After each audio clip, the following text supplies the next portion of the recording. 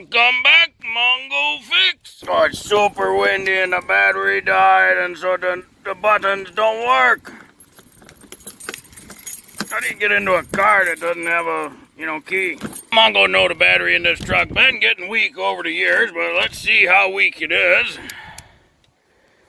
Been sitting for 12, 13 days now. So we got a touch of positive. Oh, that's a real weak battery. 4 volt. She's not happy at all. The cold weather always shows how weak batteries actually are. So this one's an 800 CCA, or cold cranking amp. AC Delco, that's the part number. So we're going to have to get a new one, but Mongo thinking he got a couple other cars out back with batteries pretty close. To get access to the battery, we're going to have to get these two 10mm bolts off. Boy, somebody put that one on real tight. Was it Mongo?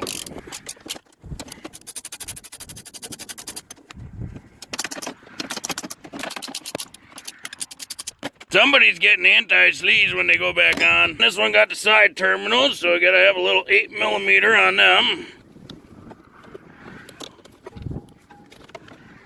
Now I gotta be careful with this one because it's the positive, so it'll arc if you touch the body, because that's the negative. Of course, it's not connected, so it shouldn't arc.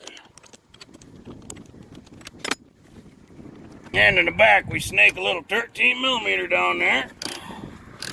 Get that hold down off.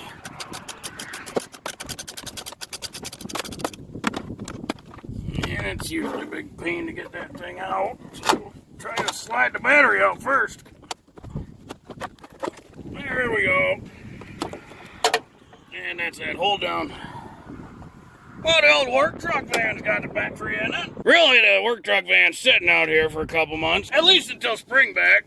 Then Mongo will get working on her again, so we'll just borrow this one from her. Now, you gotta make sure when you're doing battery swaps like this, you get the right battery that'll fit the application. So this has the side terminals, along with top terminals. This one is 690 cold cranking amps, so not quite the 800 that the Suburban's battery had, but it'll be just fine to turn over a 5.3 liter V8. And we can fish this guy in there. And it looks like it'll fit and sit good. You got wires for the off-road lights, wires for an amplifier, all the good stuff, Slide our little hold down back down there. With this relay here, it's a big pain in the butt to see if that lined up in the hole or not. There it goes. Want to make sure to leave these caps here on, especially that one, because if that one comes in contact with the body, it'll create a short right there, and we don't want that. And now we can put our wires back in. Boy, that is not a good connection. Now, Mongo does not actually have an amplifier in this truck, so Mongo's not going to connect that one, just because that is not a good connection to begin with. The off-road lights do work, so we're going to make sure that wire's in there. Tighten her down with our 8mm. One thing Mongo really likes about the side and top post terminal batteries is that, you need the side post to connect to the vehicle. But when it comes to, if you ever need to jump the vehicle or something, you got access to the top post right here, and you don't have to mess around with trying to get a jaws on the sides there. So if you want a side and top post, when you go get a new battery, you just have to ask the guy, hey, make sure it's a side and top post. Right now the car thinks it's been stolen, so you gotta get the key, hit the unlock button, because the computer's been, in essence, powered down. And we'll tighten that back up. They don't have to be crazy tight in there. You can over torque them real easy. It's just lead threads in there, so just get them real good and snug, a little extra oomph. You know how Mongo do. He likes the German good and tight. Mongo got some anti-sleaze on these bolts. Now that hole's got lots of room in it. So always recommend tightening this one up front first. Get that one snug down. Then tighten this one. That way you don't get that pressure held up on it and there's no tension. And fire in the hole. Mongo knows the battery that was in here was starting to get weak, but you can always verify, make sure the alternator's putting out current and whatnot. Put her on volts DC. That's the positive. Do the negative. We're getting 14.61 volts. And as you rev the vehicle up to 2,000 RPMs, it should still put out 14 volts.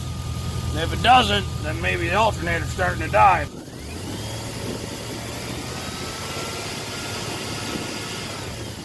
Now, before Mongo deems this battery junk, gonna put her on the old school trickle charger. And if you watch the battery show, you'll remember why Mongo likes these old school chargers.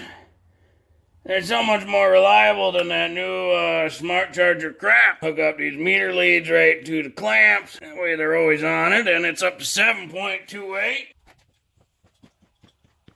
Now, Mongo would say that battery did not fly up to 12 volts. A real bad battery, it would skyrocket to 12 volts. That one's only at 9, so that's not real bad. That battery might be savable. Maybe it just needs some good time on a trickle charger. Well, this battery been on a trickle charger now for going on 3 days. Sitting at 14.55, which looks real good. And let's unplug the trickle charger.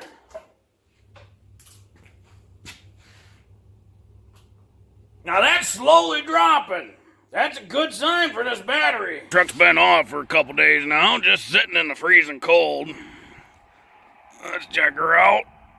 11.72. Well, that could be a drain on the battery.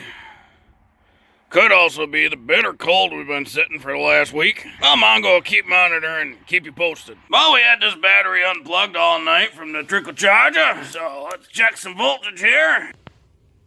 Uh-oh. Overnight it drained from 13 something to 10.9. So that battery's definitely got a cell in there that's decaying. Or gone bad. At least one cell. So that is a junk battery. Well, mystery solved. Well, hopefully this video helped you. If you ever got a battery that won't start your car and you're not sure if it's any good or not. If you like this video, be sure to like this video. If you like this video and other videos from Mongo Fix, be sure to subscribe.